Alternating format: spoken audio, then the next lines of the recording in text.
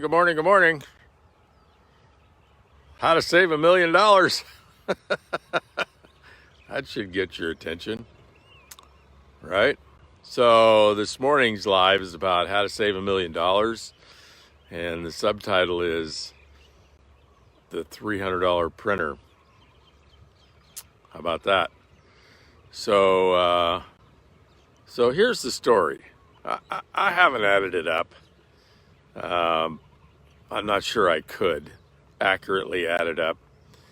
But I was just thinking about, okay, I'm 65 and I started buying cars when I was 16. So like one of my like fantasy goals is to create this graphic, this spreadsheet that shows every car I've ever owned, like a picture of it, how long I owned it. Wouldn't it be great if I could figure out what I paid for it, and then what I sold it for and how much money I put in it and all that kind of stuff, right? So did I spend $1 million in the last 65 years on cars? Well, not actually, perhaps. I'm sure I didn't. But if you take the money I wasted on cars and put that in the stock market over the last 45 years, then would I have $1 million? Oh, absolutely. So this is a continuation of, yesterday's live about, how to, in America, how to become a multimillionaire, like net worth $2 million. How do you do it? Save $500 a month from the time you're 25 till the time you're 55. Just save $500 a month. And how could you do that? Well, we're going to talk for the next few days about how you can do that. But one of the ways that I found, and it's just me, not everybody, is car crazy like I was the last 45 years. Or boat crazy or airplane crazy or helicopter crazy or ATV crazy or snowmobile crazy. I was like crazy about all those things, right? So now, fortunately, instead of having a saving strategy for my whole life, I've had an income strategy. So instead of figuring out how much money I can save, I've figured out how much money I can make. And, we'll talk about that too. So first, let's talk about the car strategy. So it took me, maybe 10, 15 years. Oh, actually like 30 years. So 10 or 15 years ago, I figured out this car strategy. And it really came from coaching other people. So I was coaching a lot of network marketers, and 10 or 15 years ago, people were more interested in their image than they are today. But people would come to me and say, what kind of car should I buy? And, shouldn't I have a Mercedes, or should I have a BMW, or should I have a Ferrari, right? Or, how do I present the right image? And of course, I was totally against all of those things. Even car programs, causes people to go out and, when you win a car in a network marketing company or like any other sales incentive program, they don't give you a car, right? They just give you $500. And if you go lease a new car, according to their specs, well, they'll give you the $500. So all you're really getting is a bonus, right? So, whether it's a new Mercedes or a new BMW or all those kind of things, that was all the rage about 10 years ago in network marketing. Not so much anymore. But I stumbled on this strategy that I have coached people on. I've used it myself, and I've just seen it work beautifully. And so I'm going to share it with you. So yesterday, somebody asked in the comments, okay, Smarty Pants, all about money, what kind of cars do you drive? So I listed those in yesterday's live, so I'll share them with you here. So first of all, on Lanai, we can go anywhere we want in a golf cart because there's only about 15 miles of paved road, and the speed limit is 35 miles everywhere. So we have 2 street legal golf carts. And yeah, I bought them new and they've depreciated like crazy, but they were only like 12 grand, and they're electric. And that's, unless we go to town, which is like way up there in the mountain. Can you see the mountain? I don't know. Which way am I facing? I think it's up there. Yeah, up there in the mountains. It's about 10 miles away. If we go to town, we take the car. And so what kind of car do we have? We have a 2012 Range Rover LR4. which is a 7-passenger, not the fancy smancy, Range Rover that you see in La La Land, but a more actual SUV. Now, it's a nice Range Rover, right? It's Range Rover. But we bought that Range Rover in 2015. So it was 4 years old, and it had 40,000 miles on it. And we paid, I think, $36,000 for it. And it looked brand new. That was the key, right? So it was as far as it looked, a brand new Range Rover that we paid $36,000 for. And we paid cash, so we didn't carry any interest. So there's a piece of the strategy. So our next car is a 2010, so it's 11 years old, GMC Denali pickup. And I have that at the ranch in the Yosemite area. And not that I have to have a truck at the ranch, but I haul trailers and I haul stuff, so we have a truck. But here's the key. That's a $70,000 truck that we paid $15,000 for. Why? Because it had 225,000 miles on it. So here's a paradigm that those of us that are older might want to adopt. See, when we grew up, if a car had 70 or 80,000 miles on it in the 60s and 70s, 80s, that car was done. The engine was done. The transmission was done. You would never buy a car that had that many miles on it. But if you buy a premium car, if you buy a GMC, if you buy a Mercedes, if you buy a BMW, if you buy a Lexus, if you buy a Toyota, those are premium brands now. If you buy a Range Rover, those motors will go 300,000 miles. Easy. Just change the oil. They'll go 300,000 miles. They'll go 500,000 miles. They're just designed to today. And it's kind of odd, right? In the day of throwing everything away, the engineered obsolescence of products, not cars. I don't know why. I guess consumers, just demanded, hey, we want higher quality cars. So cars are much higher quality today. They go a lot longer. So you take a truck with 225,000 miles on it. Why would you buy that? Well, I had it checked out, right? Didn't have any leaks, had good compression, and, everything was good on it. So what are the odds that the truck's going to break?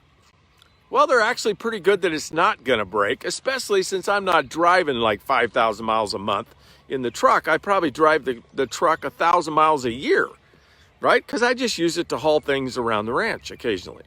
So even if it does break and it costs me $5,000, I'm still only in the truck 20 grand, right? Not 70 grand, not 50 grand, not 30 grand. So all of that extra that I don't spend on the truck, just imagine that goes in the stock market or someplace, real estate, and it's compounding at 10%. These are ways that you get wealthy in America. And our third car is probably the best example and the most coached strategy on cars and wealth. And that is a 2000. So it's 21 years old. It's now a classic. Mercedes E55 AMG. Sorry, my tripod collapsed. Now that car in its day was the bomb, right? You look it up. E55 AMG. That's a Porsche killer. That car hauls ass. And it's a high-end four-door Mercedes, right? So I bought that car about, 8 or 10 years ago. It had, I think, right at 100,000 miles, maybe 110, maybe 97,000 miles. I can't remember. And I bought it from a friend of mine who bought it, and he didn't like the gas mileage and the insurance, right? I paid $6,000 for a pristine, not a dent, not a scratch, interior perfect, $6,000 for an $80,000 car. And yes, 100,000 miles on it, but how many miles could it have on it before it's a liability? Another 200,000. And how many miles do I drive it? I don't know. When I lived in California and I had it, I probably drove it I don't know, 1,000, 1,500 miles a month. Now it's 1,000, 1,500 miles a year. And I've had it 10 years, and how much money have I put in it? Other than tires and servicing, I don't know, maybe $3,000 or $4,000. So this is like the networker's wisdom tips. And I know this probably doesn't apply to most of you because you don't care about cars and you don't really care about your image that way.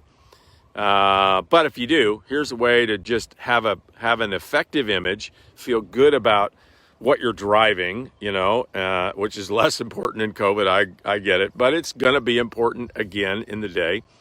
So how you do it is just go find my recommendation is a silver Mercedes, because that's the best brand in the marketplace, according to consumers. You may not love a Mercedes, so that's fine. Go get a Range Rover, get a BMW, get whatever you absolutely love, but get a classic color and find a vehicle that's got 100,000 miles on it, 110, 150,000 miles, and pay under $10,000 for it and pay cash. And then put all the rest of the money that you would put in that car in investments. And these are the ways that you get wealthy in America. And the last part that I want to talk to you about white dawn. Yeah, white's good. Silver, I think for image is better, but white's good, especially if you keep it clean. Black's obviously good. Silver I found for Mercedes, I don't know. Consumers just see it as higher end, but that doesn't matter, right? So now we're talking about the printer. So this is a different lesson. It's not about cars. What is the saying? Penny wise, pound foolish, or pound, whatever, how that saying goes. So here's Kimmy and my story, which is really my story about printers, right? So Kimmy will always accuse me of being cheap, right? She says, you're always trying to save money and it ends up costing more money and you're always buying the cheap thing. You're always trying to find a way around it. You're always trying to find the person that'll do it the cheapest. And yes, I am, right? I'm frugal. But then, gosh, if you look at my life, you could never accuse me of being frugal, right? But I don't like to waste money.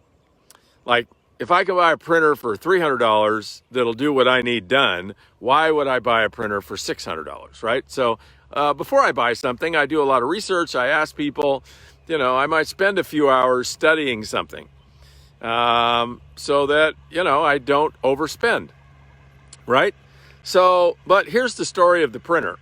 So since we've moved here to Hawaii, we have had three HP home design printers. These are like, the kind of printers that you would buy for your home. And they're like, I don't know, $260, $300, Amazon, right? HP printers, you would think just fine for what we need. We're not printing like 50 pages a day. We might print like 5 pages a week of something, right? So 3 of these cheap HP printers. So that's one waste right there, is the money. Because what do you do with a printer that you've had for 3 months or 3 years that doesn't work anymore? What do you do with it? I tell you what you do with it. It makes me sick. It probably ends up in the landfill somewhere, because who wants a used cheap printer? Now, fortunately here, the school system wants and needs stuff like that. So that's where our stuff goes. But I'm just afraid, gosh, what do they do with it a year from now if it breaks? Oh, talk about consumerism. Bad boogie is we're throwing printers and stuff like that in landfills. I just know we are. Anyway, so there's 3 wasted printers, because here's what happened to these printers. So first of all, about half the time I want to use it, the paper's jammed. Why is the paper's jammed? Because it's a $300 printer. That's why. Right? So, I've had like $3,000 printers in my offices that I bought before. They don't jam up like that, right? They just print whenever you need it. So sometimes I need a document right now. Like I need to put it in FedEx, or sometimes I like to print out the notes, and I'm doing a Facebook Live or a Zoom, and I like the printed notes in front of me. I need it right now. Paper jammed. Or my laptop, like I might leave for 3 weeks to the mainland, come back. This is, before no travel, right? And I come back and all of a sudden my computer's not synced with the laptop or the printer anymore. And I have to get my IT person. I can't figure it out. I've tried. I spent hours trying to get these printers to sync and work. And they got little tiny LED displays. And I'm putting my fat fingers on the icons and that doesn't work. And so if you add up all the hours, folks, that I've agonized over this printer, all the stress, all the anger, all the wasted time trying to get the thing to sync, cleaning out the paper jams, getting the wireless to sync again, having my laptop try to find it. I mean, 3 different printers, $1,000, and hours. And for what? So here's the lesson. I bit the bullet last week, and I went online and I searched, I don't remember what I searched, something like commercial printers, the best printer in the world. And then I had my IT guy test the same thing. And I ended up buying a $650 printer. Morning, lazy. I can make you famous if you want. No, you're fine. No, you're fine. I'm wrapping up. Thank you. I'm ranting and raving. So we've had this printer now for 2 days, and I mean, it's just a dream, right? So first of all, our IT guy can go online and he can set the whole thing up, and he doesn't have to have me there pushing buttons. Like, it's like a business printer, right? So anyway, the lesson is that for an extra $350, save yourself a lot of stress, save yourself a lot of angst, save yourself a lot of time, and just get what you need, right? So I realize these aren't bulletproof decisions, folks. Cars, printers. We're going to make mistakes. We're going to do research that's no good. And hey, but life's full of mistakes. But here's the basic concept, right? One is, just look over your lifetime at how much money you and I have wasted on ego-based decisions, on following a paradigm that is no longer valid, in trying to save money instead of invest money to make money. And if we took all that money that we wasted and all of that time, just take all the money that we wasted, and had we invested it for the last 30 or 40 years, we'd be cash multimillionaires. And if we took all the time and angst that we've wasted on bad financial decisions and we shifted that energy to be positive, beautiful, loving energy because we're not upset about something, and we invested that time in producing income, we'd be cash multimillionaires. And so this is all on the theme, folks, of, there's 350 million people in America, and 150 million of them are broke. And they're struggling. And they're angry. And they feel disenfranchised. And they feel like they don't have a chance. And they feel like they can't make it in America. And I'm not saying things are fair. I'm not saying that at all. Life is not fair. America is not fair. If you're African American, I know you have a tougher road. If you're a woman, you have a tougher road. I guess the guys who have it made are old, fat, white guys. We have it made in America, right? This is our country.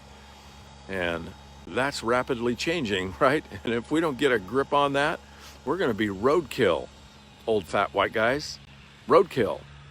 Because there's a movement underfoot of people that want to claim their stake. They want to claim their right.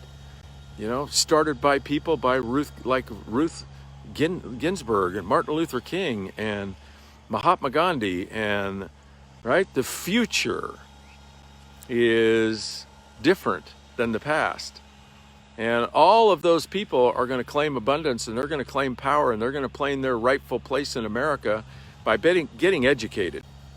And financial education is a fantastic place to start. So I just might call one of you this morning. If you want coaching, if you're up to something big, drop your number, or you can message it to me. And I've got about a half hour hiking, and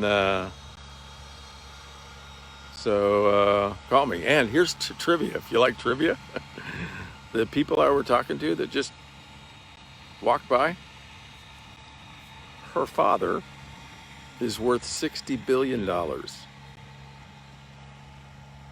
That's kind of interesting, isn't it? Oh, the people we meet. All right. Well, if you want coaching, drop your number and I'll call somebody. I don't know who. It'll be random. I'll see you tomorrow.